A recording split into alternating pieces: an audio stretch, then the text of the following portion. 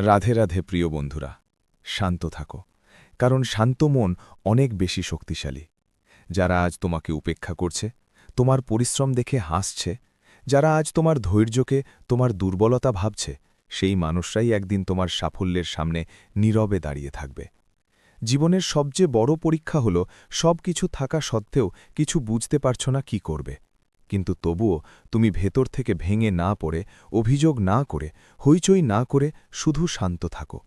কারণ শ্রীকৃষ্ণ বলেন, সময় কারো দাস নয়, সময় শুধু কর্ম আর ধৈর্যের ভাষা বোঝে। যে আজ কাঁদছে সে চিরকালই কাঁদবে এমন নয়, আবার যে আজ হাসছে তার হাসিও চিরস্থায়ী নয়।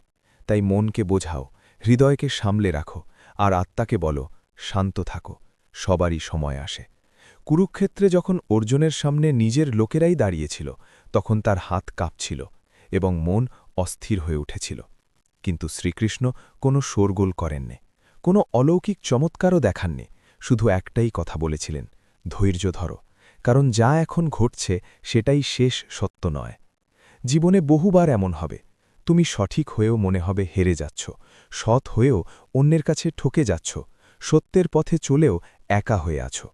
তখন অন্তর্মন চিৎকার করবে, প্রশ্ন তুলবে, কাঁদবে। কিন্তু ঠিক সেই মুহূর্তে যদি তুমি শান্ত থাকতে পারো, যদি তুমি নিজের কর্মের প্রদীপ জ্বালিয়ে রাখতে পারো, তবে বুঝে নিও তোমার সময় পথেই রয়েছে। মনে রেখো, যাদের ধৈর্য নেই সময় তাদের শিক্ষা দেয়, আর ধৈর্যবান মানুষদের কাছে সময় মাথা নত করে সম্মান জানায়। তোমার সময় না আসা পর্যন্ত পৃথিবী তোমাকে বুঝবে না, আর যখন সময় আসবে তখন তোমাকে কাউকে কিছু বলতেও হবে না। আজ তোমার নীরবতা তোমার কাছে দুর্বলতা মনে হতে পারে, কিন্তু এই নীরবতাই কাল তোমার সবচেয়ে বড় শক্তি হয়ে উঠবে। তাই প্রতিটি অপমানের উত্তর দিও না, প্রতিটি বিশ্বাসঘাতকতায় ভেঙে পড়ো না, প্রতিটি আঘাতে প্রতিশোধ চাইবে না। শান্ত থাকো, কারণ সময়ের বিচারই সবচেয়ে নিখুঁত।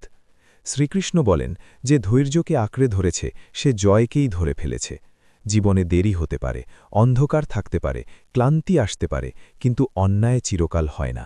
যে তোমার সঙ্গে ভুল করছে সে নিজের দুর্ভাগ্যের বীজ নিজেই বুনছে, আর তুমি তোমার ধৈর্য দিয়ে নিজের সৌভাগ্যের বীজ বুনছ। আজ ফল নাও দেখা যেতে পারে, কিন্তু সময় যখন দেবে ভরপুর দেবে, এত দেবে যে তোমার অতীত নীরব হয়ে যাবে। অনেক সময় মন বলবে, কবে আসবে আমার সময়, কবে শেষ হবে এই পরীক্ষা, কবে পাবো আমিও শান্তি। তখন শুধু এটুকু মনে রেখো, ঈশ্বর কখনো তাড়াহুড়ো করেন না, আবার কখনো দেরিও করেন না। তিনি তোমাকে প্রস্তুত করেন, ভাঙেন, ঘষে মেজে গড়ে তোলেন, যাতে তোমার সময় এলে তুমি সেটাকে সামলাতে পারো। কারণ অপরিণত মন যদি সাফল্য পায় তা অহংকারে বদলে যায়, আর পরিণত মন সাফল্য পেলে তা অনুপ্রেরণা হয়ে ওঠে। তাই আজ যদি তুমি একা হও, চুপচাপ লড়াই করছো, কোনো সহায়তা ছাড়াই এগিয়ে যাচ্ছ, ভয় পেও না।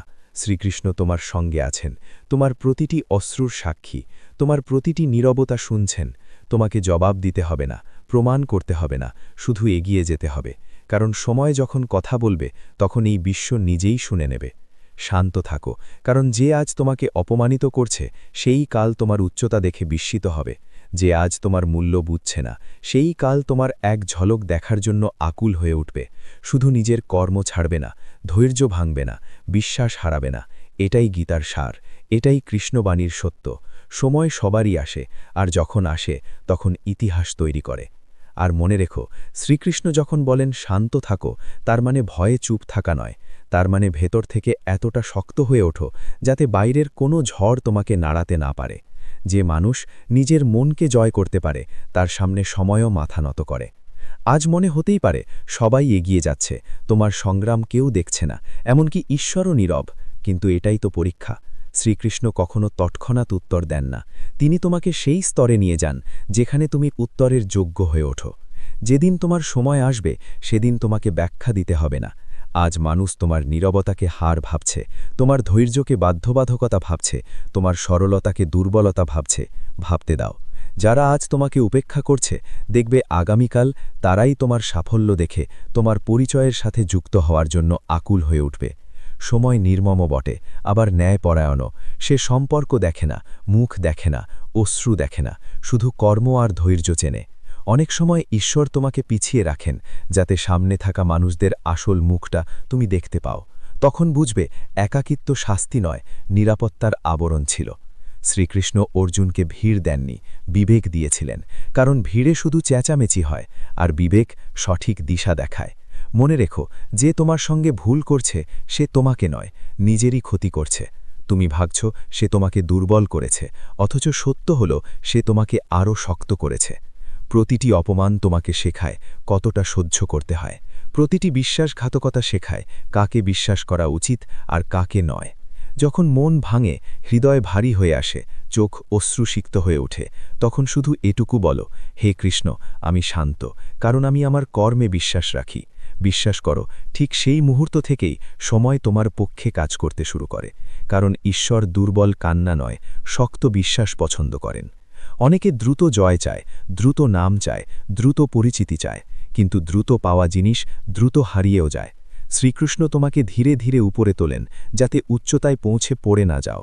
তাই আজ যদি পথ লম্বা লাগে, সংগ্রাম ক্লান্ত করে, গন্তব্য দূরে মনে হয়, বুঝে নিও, ঈশ্বর তোমাকে সাধারণ বানাচ্ছেন না, গোটা বিশ্বের সামনে উদাহরণ তৈরি করছেন। সময় সবারই আসে, কারো আসে শেখার জন্য, কারো আসে প্রস্তুতির জন্য, আর কারো আসে সবকিছু বদলে দেওয়ার জন্য।